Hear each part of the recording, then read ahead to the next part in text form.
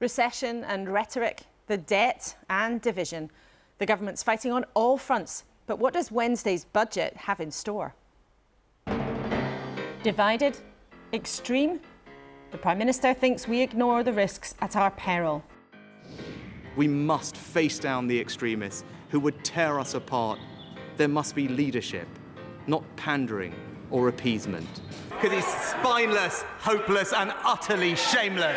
Rancour in the Commons. Mr. Speaker, I've changed my party for the better.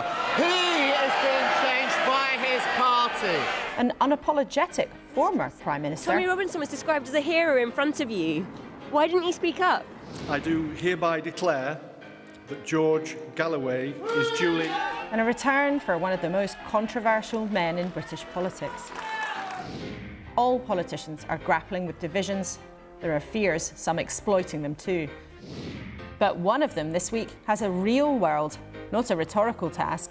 In his last budget before the election, the Chancellor has to make the sums add up. With the economy in recession, public services under strain, we have one big question this morning.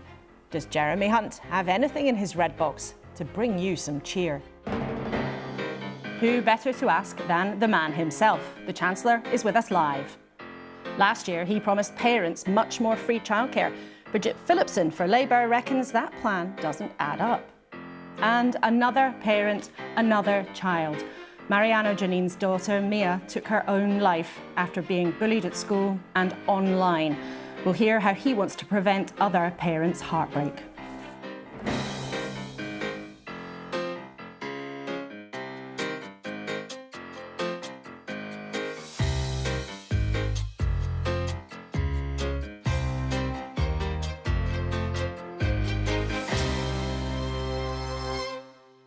Morning, morning. Welcome to you, and welcome also to my team at the desk for the next hour. Sir Rocco Forte, legendary hotelier and businessman, Vicky Spratt, housing writer and correspondent at the I paper, and Andy Haldane, one of the government's wise heads on its Economic Council and former chief economist at the Bank of England. It is a big week for the government, a big few days for Jeremy Hunt, the Chancellor, who's with us. Jeremy Hunt, you're apparently managing to squeeze in marathon training while also having one of the biggest jobs in politics. How do you do that? And Bridget, are you warming up alongside? I did 17 miles on Friday, but nothing more before the budget. And Bridget, are you managing to fit in exercise while Labour is hoping to get ready for government? I'm a keen runner, not quite a marathon. The half marathon's been the extent of what I've done, but I was playing hockey yesterday, so I do like to keep up the sport too. Very impressive. Well, we'll see what political sport we have in the studio this morning. Of course, there's tons in this morning's news looking ahead to the budget. On the front pages of the Sunday Times, the Observer and the Sunday Express, they all splash on tax cuts, whether they're a good thing or a bad thing. In the Sunday Telegraph, though, Jeremy Hunt has declared war on Whitehall waste.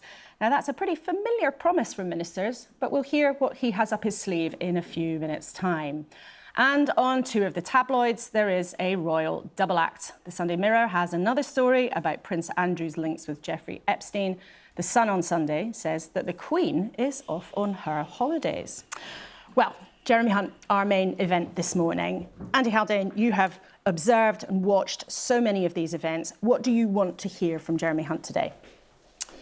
Well, I mean, what I'd love to hear is that the fiscal rules might be tweaked. They're stunting growth for me right now. I think that probably won't happen. We won't hear that from Jeremy today. In which case, I think the most pressing need, actually, is the funding crisis facing local councils right now, which is really getting in the way of us growing properly at a local level. And that's really interesting. And just to explain to people, when you say the fiscal rules, you mean basically the limits the government puts on itself in order to be able to show that they're trying to pay down the country's debt over the long term. Do you think they're harming it right now? I think the debt rule in particular is overly constraining our capacity to invest as a nation and therefore grow tomorrow, yeah. Rocco, what would you like the Chancellor to do? Well, I agree completely with what this five-year rule is nonsense. We should be looking at a much longer period in the economy. This was brought in with the Maastricht Treaty, and it's something that every country in the European Union has continued to break. We're no longer in the European Union.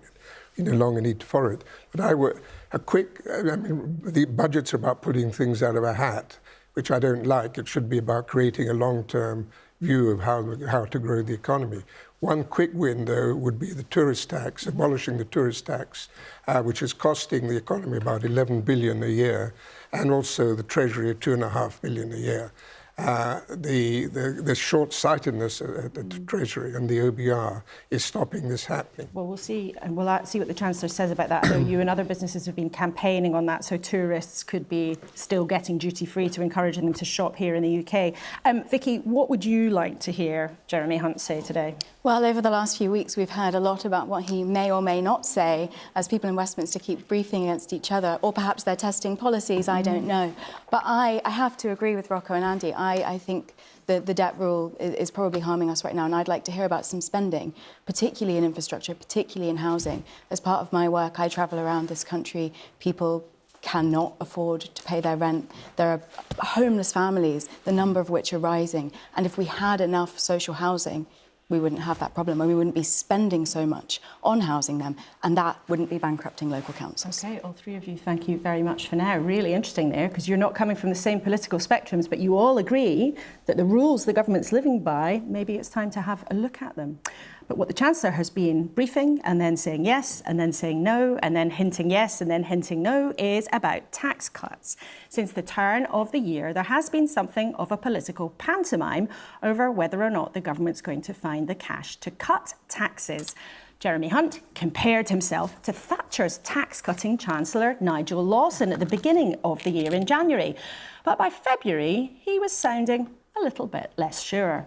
It doesn't look to me like we will have the same scope for cutting taxes in the spring budget that we had in the autumn statement. And so I need to set people's expectations about the scale of what I'm doing. Then this month, there were even suggestions numbers 10 and 11 might be stuck in a tussle over tax. Well, the Chancellor, as we said, is here with us live this morning. Now, you and Rishi Sunak said at the beginning of going into government you wanted to under-promise and over-deliver. You said a while ago the economy was at a turning point, but now it seems we're in recession, and you dangled those chunky tax cuts. But now you're telling us there's no easy path. I mean, do you feel a bit silly that you went too far in nudging people that tax cuts might be on the way? Well, first of all, I think you'll probably ask me about lots of specific taxes, whether the tourist tax that Rocco is campaigning very effectively on, non-DOMs or national insurance. And obviously I can't talk about specific taxes ahead of the budget. But in terms of under-promising and over-delivering, when Rishi Sunak and I took over, inflation was 11%. It's gone down to 4%. It's fallen much faster than many people predicted. The Bank of England said we would have the longest recession in 100 years at that time. And in fact, it's been much more healthy, although we've just tipped on into a technical recession. So I think the economy has been much, much more resilient than people predicted. And when it comes to... A lot of people watching feel that they've had a very hard time, but I'm asking about the specific message that you've been sending a message over the last few months that you were really eager to do tax cuts, and now actually you've got less money to spend than you hoped. Was it a mistake to raise people's expectations? No, because what we have been saying very clearly is that when we look around the world, the economies that are growing fastest, whether it's North America or Asia, tend to be the ones with lower taxes.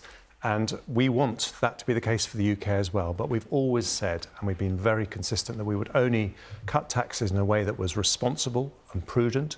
And if I may say, I think the most unconservative thing I could do would be to cut taxes by increasing borrowing, because that's just cutting taxes and saying that future generations have to pick up the tax. I won't do that, but I do want, where it's possible to do so responsibly, to move towards a lower tax economy, and I hope to show a path in that direction. But this will be a prudent and responsible budget for long-term growth, tackling inflation, more investment, more jobs, and that path to lower taxation as and when we can afford it. But you've said also that the forecast from the OBR, which is the economic watchdog that marks your homework, you've said that the numbers have gone against us. So the picture is bleaker than it was at the beginning of the year. Why then are you looking to cut tax now at all? Well, you know, these forecasts change the whole time. what happened in the autumn was that the forecast went in our favour unexpectedly quite close to the end. And so I was able to introduce the biggest business tax cut that people like the CBI said was a game changer that would fire up the British economy. But I'm asking you about now. I mean, there are some people who look at the state of the economy and think, actually, now's not the time. You know, the IMF has said that, the CBI, the business group has said, actually, now isn't the time for short-term tax cuts. Some of your colleagues think also you shouldn't be doing it. You should instead be spending any spare cash on something hugely important like defence, for example. Is it not right to be looking to spend money in other places rather than scraping around for what might be quite small tax cuts? Well, if we're going to spend more money on defence, as I believe we will need to do in the future, what we need to have is a healthily growing economy. Every decision that I take will be a prudent and responsible long-term decision. I mean, we're having a discussion earlier about the fiscal rules. And although I don't agree that we should change the fiscal rules, because I think people would interpret that as Britain losing control of its finances, I do very strongly agree with Andy that we need a long-term approach. That is what you'll see from what I announce in the budget. And what we do on tax will be linked to that. And I make no secret as a Conservative, I want to put money back into people's pockets. Yeah. But I'll only do so in a way that is sensible, sustainable and for the long term. Just on the point of those rules, though, I mean, it was interesting. Across the political spectrum on our panel, our panellists were saying these are constraining you as the Chancellor. They are constraining the economy. Do you feel constrained? Do you feel that you're in something of a straitjacket, not just because of the rules, but also because of the OBR, the economic watchdog, breathing down your neck? Well, for people at home, I think we should say, what are these rules? They're rules that governments decide to have. We don't have to have them. Some countries... Yes, so you could change them. We could change them. Some countries don't have them. The reason we have them is to give confidence to the British people and to the world that we are a country that pays back our debt. And if we didn't have them, people would worry that Britain was going to go on an endless borrowing binge, and we're not that sort of country. And in fact, I've taken very difficult decisions as Chancellor to show the world that we are good for the money we borrow. And I wouldn't do anything that undermined that. And people watching this morning will remember what happened in the autumn when your predecessor, Kwasi Kwarteng and Liz Truss, did ditch the OBR and promised billions of unfunded tax cuts, which indeed is what you then undid as soon as you got in the chair. Let's talk then about some of the specifics. Now, I know you are not going to confirm any specific tax cuts or not this morning, so let's not do that dance. However, we should tell our viewers... We're going to do a different dance, are we? Well, I know that you're a keen ballroom dancer, but maybe we won't quite get to that this morning. But we should tell viewers this morning, though, there is a widespread expectation that you are likely to cut national insurance. There's a widespread expectation also that you are going to nick Labour's policy of tightening up the rules for so-called non-DOMs, so people who earn huge fortunes over abroad but aren't permanent residents here. But I want to show viewers what you used to say about that idea. You said these are foreigners who could live easily in Ireland, France, Portugal or Spain. They all have these schemes. I would rather they stayed here and spent their money here. Do you want to take that back? Well, as I said, Laura, I'm not going to talk about individual taxes. No, I'm asking on principle. Yeah, do you disagree with Jeremy Hunt from 2022? I don't disagree with Jeremy Hunt from nearly everything I've said in the past. But sometimes, well, let me say this. The country sees through gimmicks, and we are not going to do gimmicks on Wednesday. It's going to be a budget for responsible, long-term growth. When it comes to Labour, this is an election year, and people will see a contrast. We have a plan for growth that has seen us grow faster than any large European economy. Labour has just abandoned their plan for growth, their 28 billion. We're speaking to Labour later in the programme. Rachel Reeves will be here next week. So we're not discussing Labour's economic policy. No, but you mentioned Labour's policy, and that was what I was saying. The contrast with Labour is that we have halved unemployment. Their plans will destroy jobs because they want to give more additional burdens to employers. Their plans, we have plans to bring taxes down. They want to spend more. So there is that contrast with Labour, but it's not going to be about gimmicks. Plan on non-DOMs and making it harder for non-DOMs to avoid paying tax here, perfectly legally under the current rules. You would be carrying out a screaming U-turn. Do you deny that that's your plan? I'm not going to talk about any individual taxes, and I thought that was a dance that we weren't going to do this morning. But what I will tell you is that I do want to find a way to bring down the tax burden as a Conservative. I think that will be the right way to unlock growth in the economy, but I'll do so in a way that is responsible. I won't do so through borrowing. I won't do so through gimmicks. I will do the right thing in the long-term interests of this country's economic growth. And what about doing what Sir Rocco Forte thinks is the right thing for the tourist industry in this country? I mean, should he be looking forward to Wednesday? Well, I want to do everything I can to support the tourism industry. I won't talk about Wednesday, but in the autumn statement, we cut business rates on retail, hospitality and leisure businesses by 75% this year. That I think has given a real boost to a very important sector. So, in principle, anything I can do to help business, I want to, because this is going to be a budget for long-term growth. What a lot of people watching now are concerned about as well is not just how inflation has eaten away at their wages. Everybody knows that when they go to the shop every week, things just have gone up and up and up and up. And although it's slowed down, and you've made that point already, there is, though, also a strong sense shared by many people in the country at the moment that public services are just creaking in many places, not nearly good enough.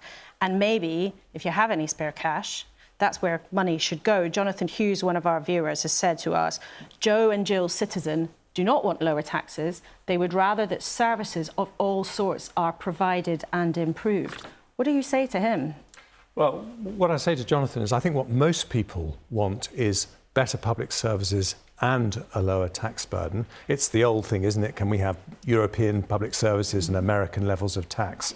The only way that we have a chance of delivering something like that is by spending the money that we spend on public services much more efficiently. Now, I know we're going to talk about productivity later, but if I could just give you one example. A nurse, typically nurses will say they spend up to a third of their time filling out forms rather than looking after patients. Police officers say that they will spend perhaps 8 hours a week on unnecessary paperwork. I think we have to think not about the money we're putting in, but whether we can do things more efficiently so that we get more out. And I think for people working on the front line who work extremely hard, they would find their jobs much more rewarding if we rethink our whole approach to public spending. But successive chancellors have made promises about improving productivity, which in normal language is spending taxpayers' money properly. I mean, it doesn't say much for Conservative government's ability to spend taxpayers' money properly. 14 years into power, you were sitting there saying, the answer is in being able to spend cash better. Well, that's not what we're saying. In fact, 14 years in power and violent crime has halved. Our reading standards in schools were behind France, Germany and Sweden. They're now ahead. We have more than 40,000 additional doctors in the NHS. And ahead of the pandemic, between 2010 and 2019, productivity in the public sector was increasing by around 1% a year. All I'm saying is we need to get back to that. The pandemic stopped it. But if we are going to square this circle of better public services and reducing the tax burden, we need to restart the programme of public service reform that we had before the pandemic. So essentially, that's one of the things that has gone wrong, you believe, is that the pandemic put the brakes on government looking to make taxpayers' money be spent better? Yes, not everywhere. I'll give you one example. The Passport Office, a couple of years ago, there were huge problems for people getting their passports. They have completely turned that round. I think it's one of the most efficient passport services anywhere in the world.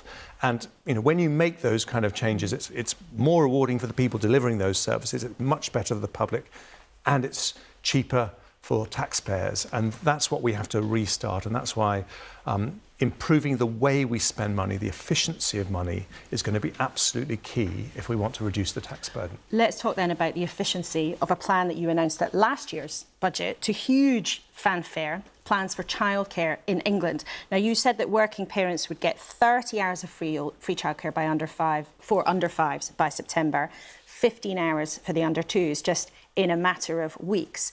Now, Labour has spoken to lots of childcare providers and they have claimed that it's nowhere ready on the ground. Lots of providers are worried even about going out of business. And one of our viewers, Julia Ford, is like many others who've been told on the ground it's just not going to happen. She's been told this week, my daughter's trying to get childcare for her 2-year-old son. The nursery says it hasn't had the information from the government yet. Now, this is meant to be happening in a few weeks' time. Can you guarantee people watching today, parents and nursery providers, that the places will all be there and that no providers will go out of business as a result of the changes you're making?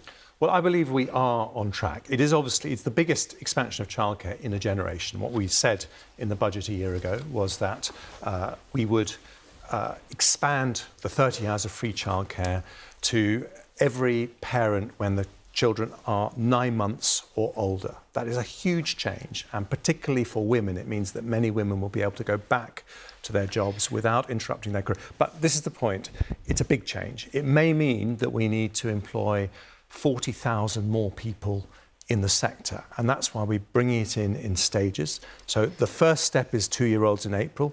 The next step will be September, and then it'll finally be brought in the following September. But I'm not hearing you give people a guarantee, and you were told at the time of bringing it in that it was a big change, that it was going to be important. You'll understand why I don't want to give an absolute guarantee, but am I confident that we are delivering this programme and it will be on track for this April? Yes, I am. Is childcare going to be forever, you know, part of the welfare state? Well, I don't believe in forever expanding the welfare state, because I don't think that's compatible with bringing the tax burden down in a society that makes work pay. But I think this is different, and let me explain why.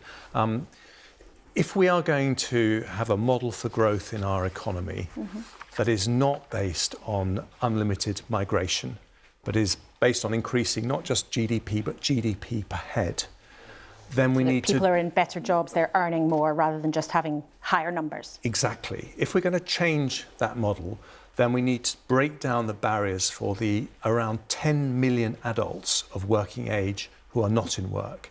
And childcare is one of the biggest reasons why young parents say that they are prevented from going back to work. We have extraordinarily talented young mums and dads who find they're prevented from going to work because of the cost of childcare. So this measure will mean that those parents can continue to progress in their careers, and that is good for the economy, and therefore it's the right thing to do. But by 2028, it's projected to cost more than £8 billion. And I think there are some people in your party who are really concerned about the size of the state. And the state has been growing and growing and growing.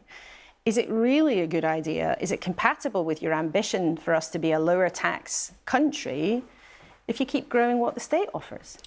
It is, because that is the gross cost, not the net cost. When you look at the economic impact of having more people in work, higher GDP, more taxes being paid, what you find actually is this is very, very cost-effective measure. And, you know, if I give you an example, if we had the same female participation rate as, let me put it in better language, the same number of women working as they do in Holland, we would have more than 2 million extra people in the workforce. That would mean a much bigger GDP, much less talent wasted, a much more prosperous country. Let's talk then, though, about the prosperity of the country. And I want to show viewers something that is really important, and it's sometimes quite hard to get your head around. But this is the size of the country's debt now. And you can see there, 2019, before pandemic, it was about 80%, already high by historic proportions. Now, it's nearly the size of the whole economy. Now, there are lots of people in your party, probably lots of people watching this morning, who look at that and just think, that is horrifying. Now, before you say it, I know, of course, the books have been battered by COVID, battered then by the shock of the conflict in Ukraine. Liz Truss's adventures with the financial markets didn't help the situation either. But as a Conservative Chancellor, how can you be comfortable with that level of debt? Well, I'm not. And that's why I've taken plans when I became Chancellor, debt was projected to reach 100% of GDP. Now it's only likely to be, over the forecast, it's going to go down to more like 94%. But you're right to talk about COVID and indeed the cost of living crisis. And we spent hundreds of billions of pounds supporting families. I think that was the right thing to do. And by the way, since 2010, we have had 800 more people in work for every single day the Conservatives have been in office. And we've kept unemployment at historic lows because of those decisions. But now the pandemic is behind us, we have to start bringing down that debt prudently and responsibly. And that is what you'll see on Wednesday.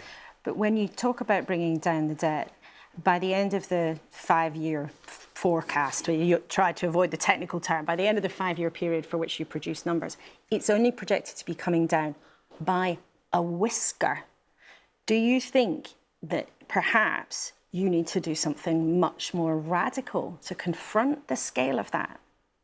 Well, it's coming down significantly compared to the levels that were predicted when I became Chancellor. And the balancing act that I have is that, as I know Andy Haldane will agree, one of the most effective ways to bring down debt is to grow the economy. Now, we have a plan that people like the International Monetary Fund say will see the British economy growing faster than any large European economy over the next... pretty anemic. Well, it'll grow faster than France, Germany or Italy, or in fact Japan, over the next 5 years. We need to stick with that plan. It's not the time to go back to square one. That's how we bring our debt down, get our taxes down, create even more jobs, create that high-wage, high-skill economy that everyone wants. Do you think you'll still be Chancellor by the time of the election? Absolutely, and I hope to be Chancellor after the election as well, because I think when people look at the fundamental choice, they know we've been through a very difficult period, but they know they have a government that has a clear plan for the economy, that is creating jobs, bringing investment into the UK, seeing us grow faster than other similar European countries. And the choice between that and a Labour Party that's just abandoned its economic plan. I know you'll talk we will talk to Rachel Reeves next week, and a lot of people watching might be feeling very differently about what you've just said, and she will be with us in the studio next week. Just before we leave you, I just want to ask you, Rishi Sunak made a sort of surprise speech about extremism on Friday night after the election of George Galloway in Rochdale.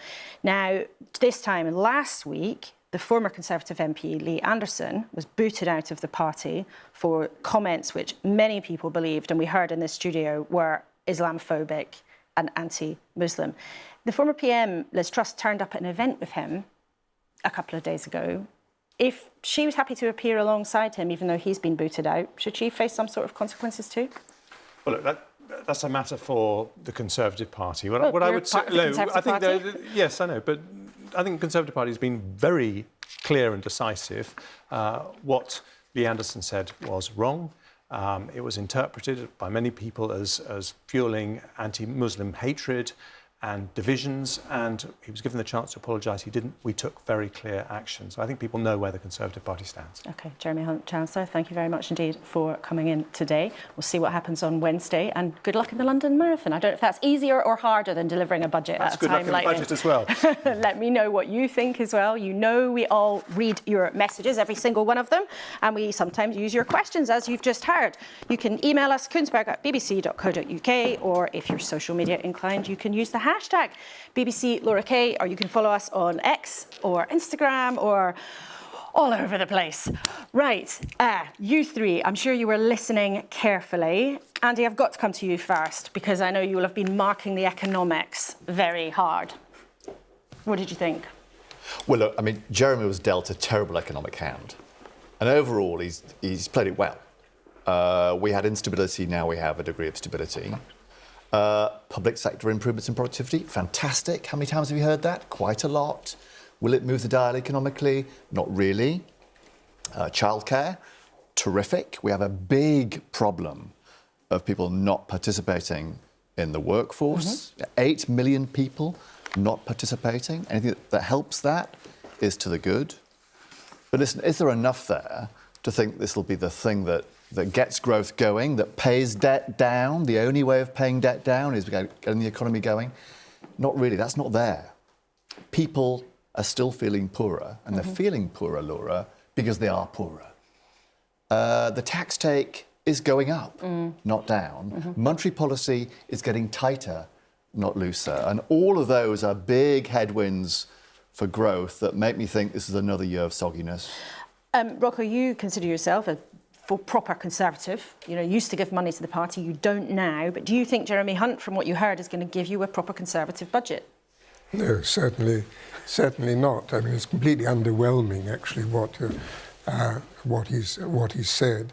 I mean, nothing is being done to tackle the real issues in the economy. He's raised tax. He's the one who's raised taxes, and now talks about reducing them sometime in the future.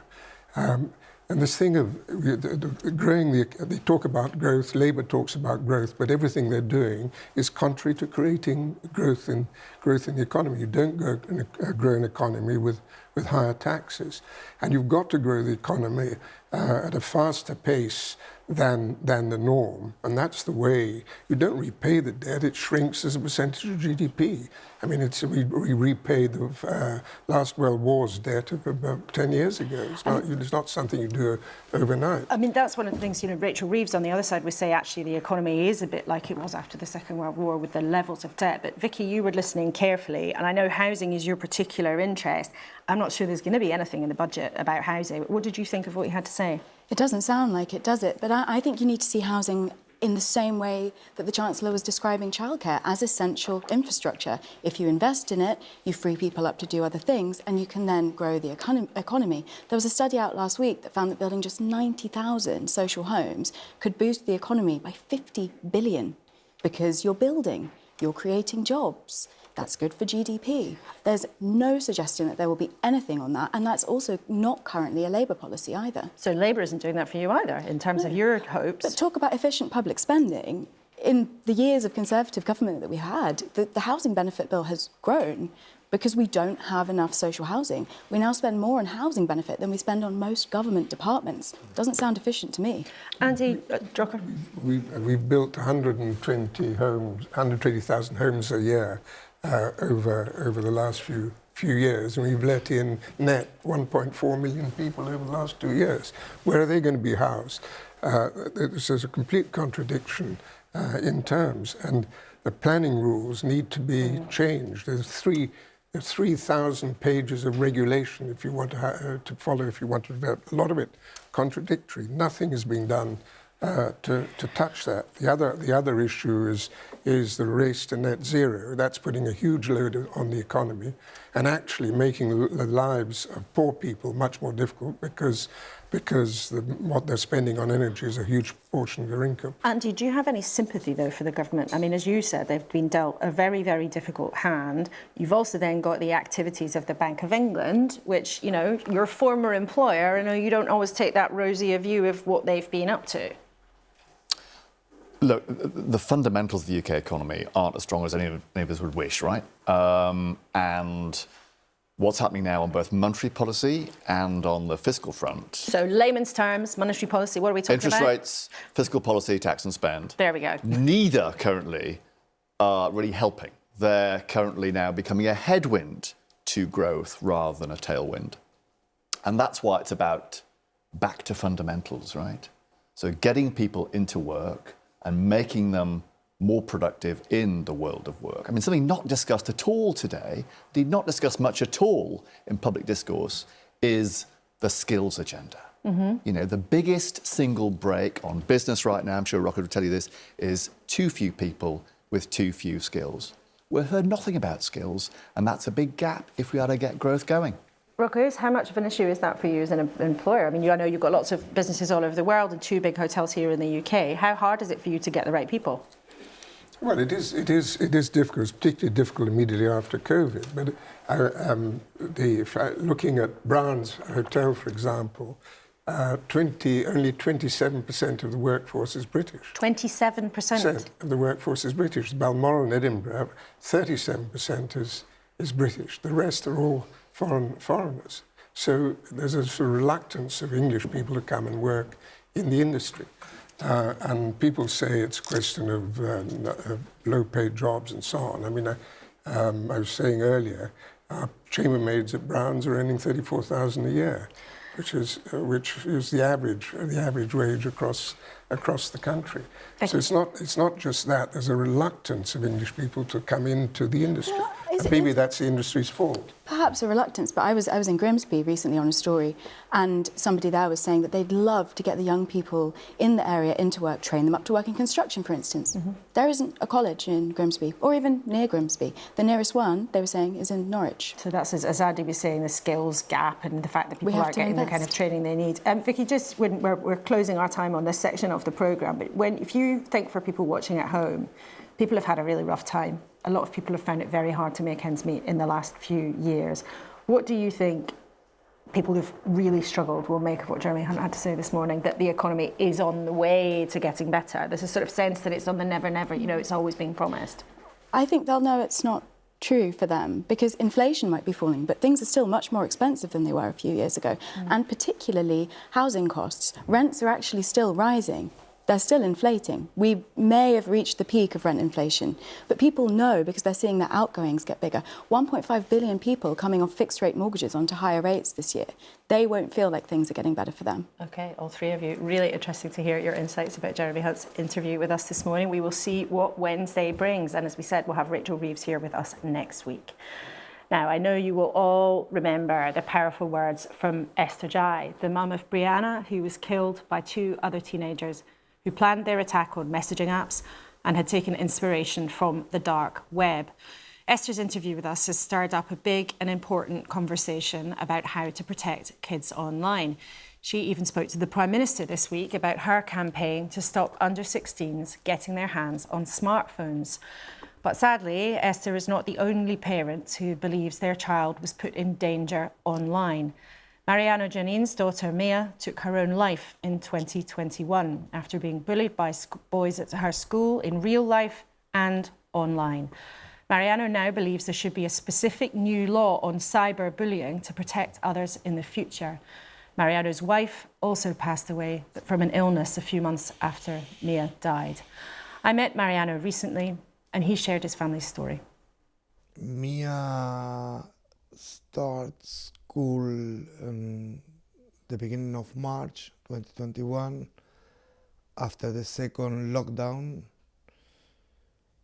and she was fine, but we found later that she was on this first day in school, and I think something happened that she couldn't explain to her or explain to us, and took this tragic decision. You felt that she was living her life normally? Yes. And yet there was this other world online. Yes, I didn't knew about this online world.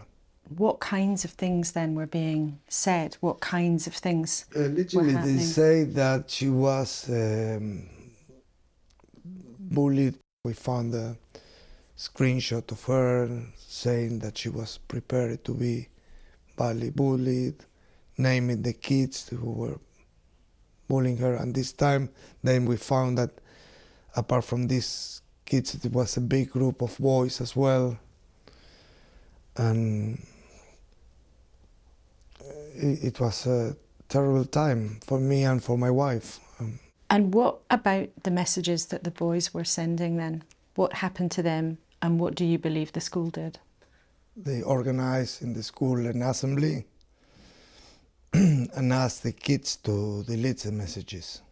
What do you think about that? My common sense says that if you have a police investigation and you have this potential group, you should notify to the police. Maybe there's a group of kids that they have information on the phone, but that's what they did. The Met lost her phone for a long time, which could have had vital evidence. You believe the school told the boys to delete their messages. Yes. You heard hardly anything from them. How do you feel about how you've been treated? After a double tragedy, it's, I'm in survival mode, trying to, stand up again, and justice as well. Justice is something that we cannot accept, that things like this happen and they're brushed up under the carpet. We need to act. What role do you think that social media played in your daughter's death? Well, social media, it's part of what's happened to Mia. Unfortunately, it's part of our kids' generation thing. It's like in the same way that we used to communicate through music in the 80s and 90s, or sports. They communicate with social media. Good thing is we have, for example, the online safety bill that I think maybe this is the first step in order to get change, real change for our young kids. I think we need to do something against bullying. We need to revise the existing legislation about bullying, try to understand and try to act, do something. Do you have faith that what the government has done with the online safety bill will make enough of a difference? I think it's an amazing thing that we will have something, and of course, because technology even is changing. But I think if you have a young kid, we need to understand where are they, because that's the thing that I discovered after. There's some places on the internet that the kid can get access in a way that we will never try to do it, the dark places. And sadly, you're not the only family to have been affected in this way. No. Esther Jai, Brianna's mum, yes, told us a few weeks ago she would like social media and smartphones to be banned for under 16s. What do you think of that idea? I understand her perfectly well, because that was my feeling as well at the beginning, but it's like putting the genie inside the bottle again.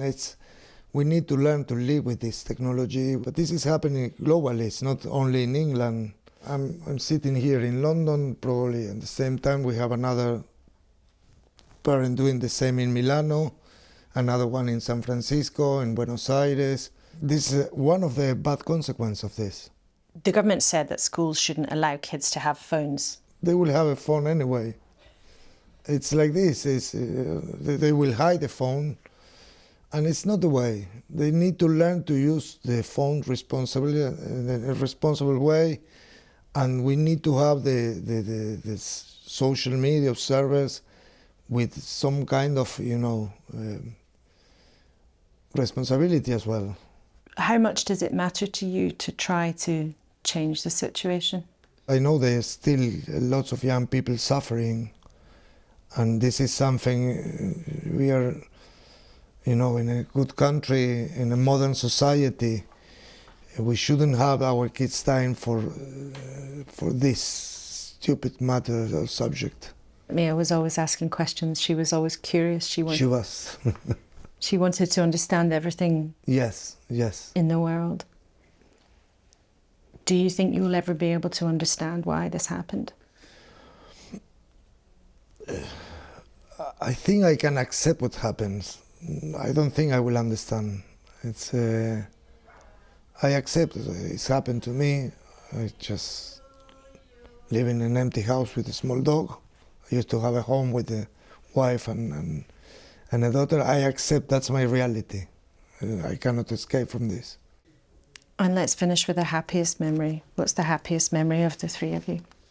Happiest memories, it was a holiday in Mallorca that we rent a boat, and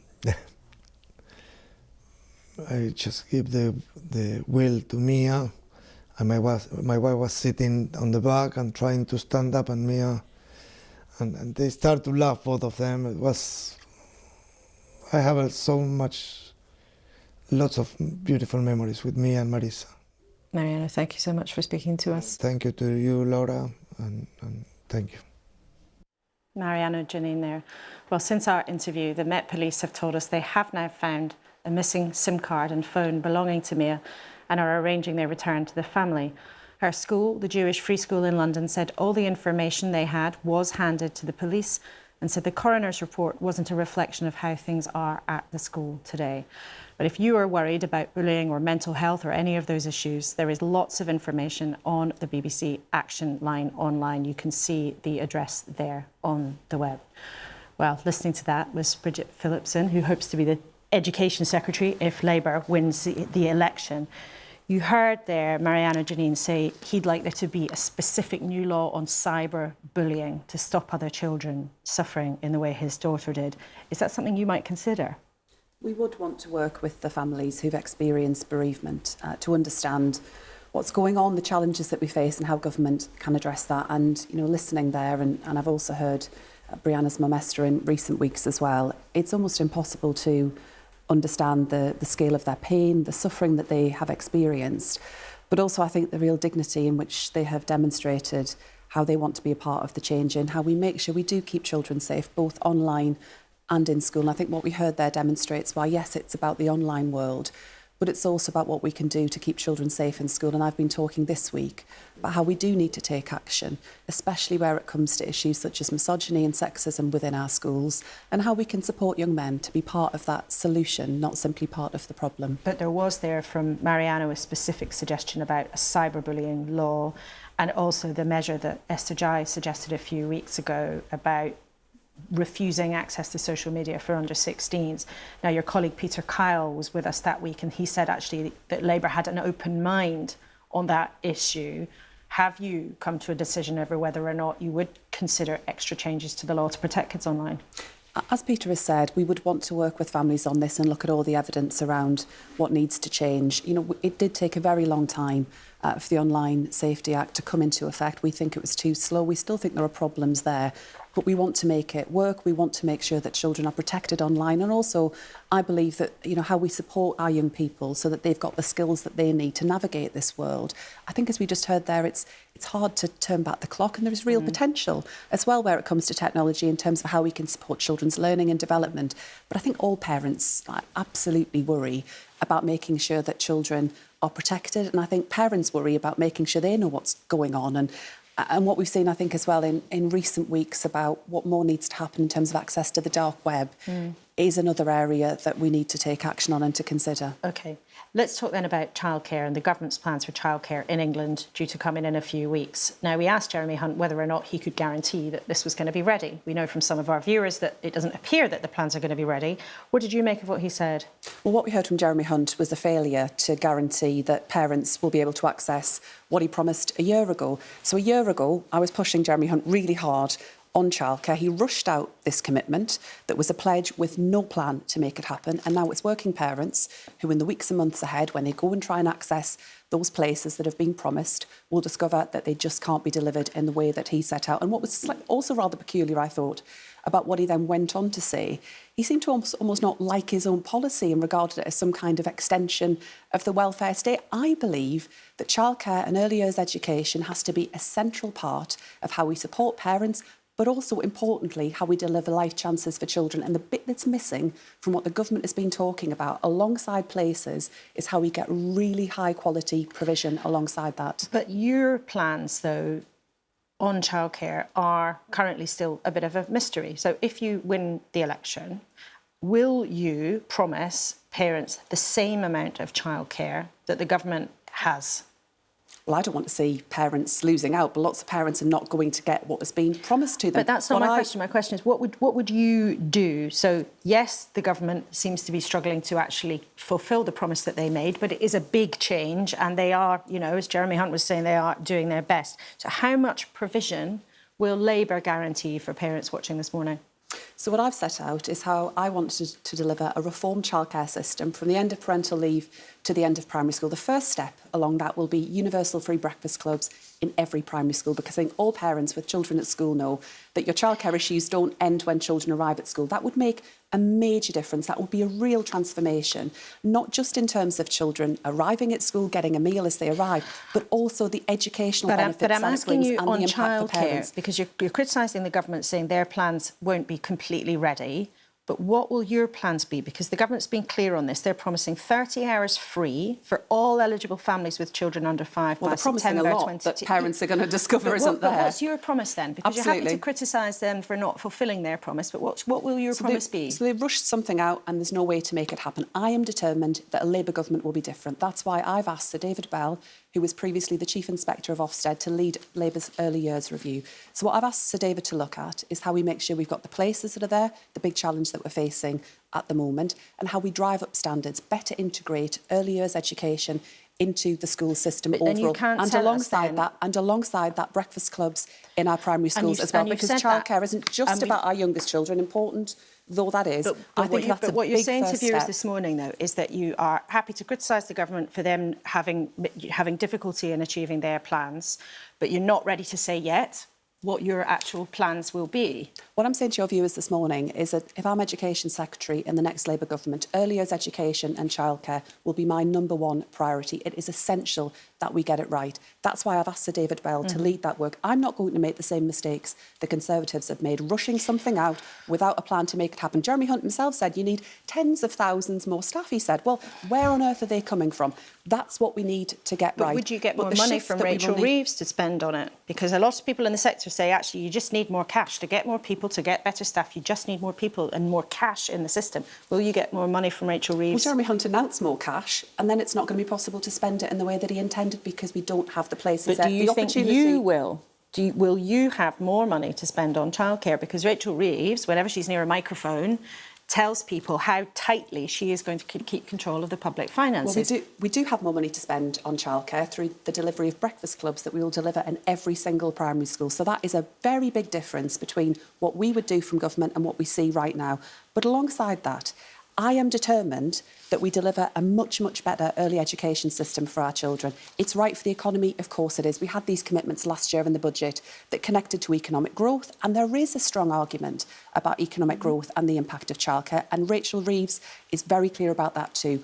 But alongside that, how we make sure that our children get a brilliant start to their lives. Every school I visit in the country, including secondary schools and lots of universities too, say to me, if you want to make the biggest difference in education, then make sure you set up all of our children to succeed when they're younger. That is not the situation that we have right now, and the next Labour government will change that. OK. Rochdale this week in the by-election, Labour had a terrible time having chosen a candidate who was then revealed to have very offensive views. George Galloway, a very controversial character who a lot of politicians worry about, ended up winning the day. Are you worried that that might happen in other Labour seats, where somebody like him with those kinds of views could come in, whip up division and end up winning? I deeply regret where we got to in Rochdale and the fact that we had to pull our support from the candidate and effectively did not field a Labour candidate in that election. What I am confident about is that come the general election, we will have a strong candidate in place, someone that can bring the community together once more. That's what we're focused on. But are you worried it might happen in other places? Well, I don't want to see hatred or division in any community, and I don't want to see tensions inflamed. I think, sadly, that is the modus operandi of that individual in question. But I think we have to be focused as politicians on how we seek to bring communities together, take a responsible approach, and right across the country, we will make sure that Labour candidates are of the highest calibre. And as part of that, John Woodcock, who was a Labour MP, he's now a peer, Lord Walney, and he advises the Prime Minister on tackling political violence. He said that MPs and councillors should be instructed not to engage with anyone from a group called the Palestinian Solidarity Campaign. Now, they've been organising the pro-Palestinian marches.